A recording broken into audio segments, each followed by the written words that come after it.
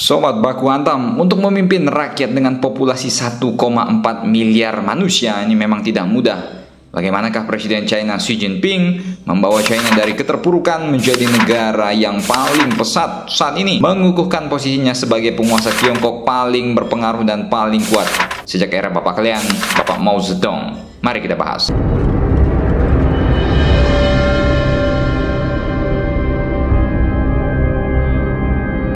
Pemimpin Tiongkok Xi Jinping memang mulai berkuasa pada tahun 2012 dan Xi Jinping tak mau dianggap hanya pelangak-pelongo, minim gagasan, ya kan? Ia pun mengungkapkan visi menyeluruh untuk peremajaan besar negara tersebut, sebuah mimpi yang akan menjadikan Tiongkok kuat dan sejahtera. 10 tahun kemudian Xi Jinping telah mengubah Tiongkok. Ia telah mengkonsolidasikan negaranya sebagai kekuatan di panggung dunia dengan jejak ekonomi yang luas, militer yang lebih modern, dan kekuatan teknologi yang meningkat. Jadi dalam 10 tahun tuh ya Xi Jinping nggak hanya menjadikan semua keluarganya pejabat, bos, enggak, bos. Wah. Namun Tiongkok juga menjadi negara yang terbukti tuh semakin maju dan semakin besar. Namun di balik itu semua, ternyata Tiongkok menjadi negara yang semakin mengekang warga negaranya. Mungkin untuk mengatur rakyat yang sampai semiliaran, kalau dibebasin ngebacot kemana-mana ya kan, mungkin akan menimbulkan riak-riak kecil yang ditakutkan oleh pemerintah komunis Xi Jinping. Dan riak tersebut sebelum menjadi besar, ya lebih baik dibungkus menjadi bakpao, ya kan. Ya, salam. Biar gampang, kita akan membagi ada 7 kebijakan Xi Jinping yang merubah total China.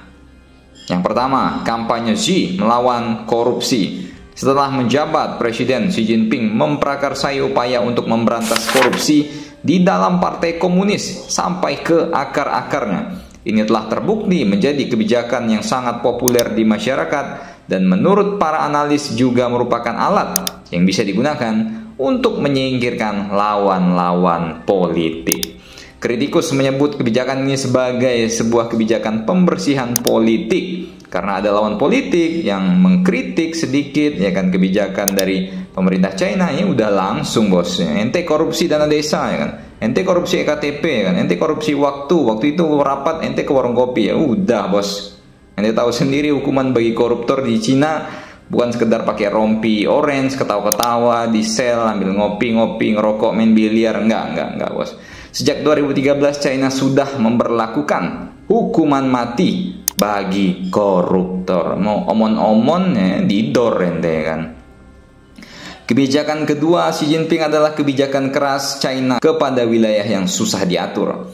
Wilayah Tibet, Xinjiang, dan Hong Kong ini semuanya jauh dari Beijing. Ini telah lama menyusahkan Partai Komunis Tiongkok yang berkuasa. Xi melancarkan tindakan keras yang belum pernah terjadi sebelumnya dan sepertinya dirasa cukup berhasil mengendalikan wilayah perbatasan yang sulit diatur. Bahkan di Xinjiang, ini mencakup penahanan sekitar 1 juta warga minoritas Muslim Uighur di kamp-kamp pemerintah China. Kebijakan nomor 3 adalah meningkatkan ketegangan di Taiwan. Berbeda di saat semua pemimpin Tiongkok sebelumnya sejak Mao Zedong menekankan pentingnya menyatukan kembali Tiongkok dengan Pulau Taiwan yang memiliki pemerintahan sendiri. Namun ketegangan di Selat Taiwan di bawah perintah Xi Jinping telah meningkat tajam. Dengan tentara pembebasan rakyat China ini meningkatkan aktivitas di sekitar pulau ini dalam beberapa tahun terakhir, mulai dari latihan militer hingga peningkatan serangan ke zona identifikasi pertahanan udara pulau tersebut. Jadi pesawat pengebom China ini mondar-mandir di seputaran Taiwan. Ini tentu saja membuat situasi di Taiwan yang nggak kondusif, bos, ya kan, ketar-ketir cikunguya. Kebijakan keempat Xi adalah penghapusan perbedaan pendapat dan perluasan sensor bagi rakyatnya. Xi telah menindak kritik dan protes di dalam negeri, menghilangkan ruang untuk perbedaan pendapat, sementara sensor di dalam Great Firewall Tiongkok terus diperluas. Great Firewall China ini adalah nama yang diberikan oleh Barat untuk kombinasi alat, layanan, dan aturan yang digunakan pemerintah Republik Rakyat Tiongkok untuk memblokir konten internet tertentu dari konten yang berada di wilayah Tiongkok.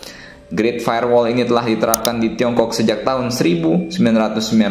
Ya, intinya kalau ente akses yang aneh-aneh, berpendapat atau membaca narasi yang menjelekkan, mengkritik pemerintah komunis Tiongkok, ya di-ban ente bos, ya kan.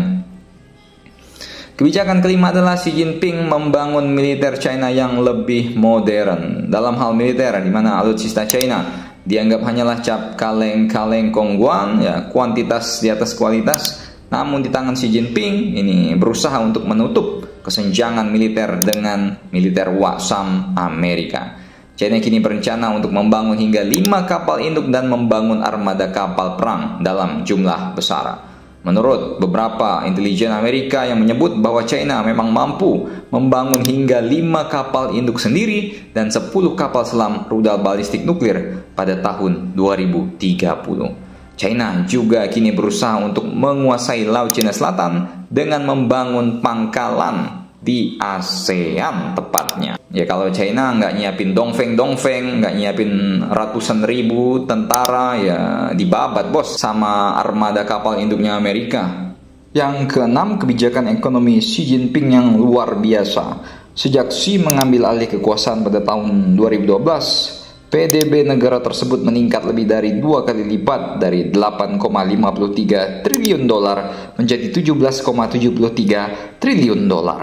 Sebagian besar pertumbuhan ini didasarkan pada sektor manufaktur, sehingga menjadikan Tiongkok sebagai negara dengan perekonomian terbesar kedua di dunia setelah Amerika sejak tahun 2010.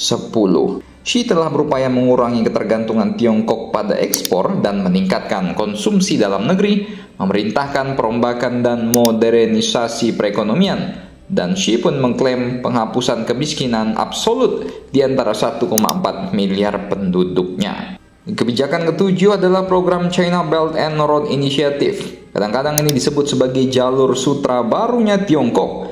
Ini adalah salah satu proyek infrastruktur paling ambisius yang pernah dibuat China. Diluncurkan pada tahun 2013 oleh Presiden Xi Jinping, rangkaian inisiatif pembangunan dan investasi yang luas ini pada awalnya dirancang untuk menghubungkan Asia Timur dan Eropa melalui infrastruktur fisik. Dalam 1 dekade setelahnya, proyek ini telah meluas hingga ke Afrika, Oseania, dan Amerika Latin, sehingga secara signifikan memperluas pengaruh ekonomi dan politik Tiongkok. Beberapa analis memandang proyek ini sebagai perpanjangan tangan yang meresahkan dari meningkatnya kekuatan Tiongkok dan seiring dengan meroketnya biaya banyak proyek alias pembengkakan, penolakan pun bermunculan di beberapa negara. Presiden Xi memang mengumumkan inisiatif program ini dalam kunjungan resminya ke Kazakhstan dan Indonesia pada tahun 2013 yang lalu.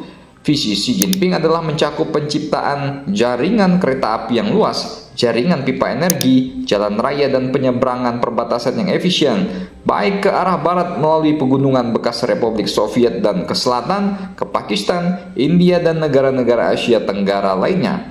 Jaringan seperti ini akan memperluas penggunaan mata uang Tiongkok secara internasional.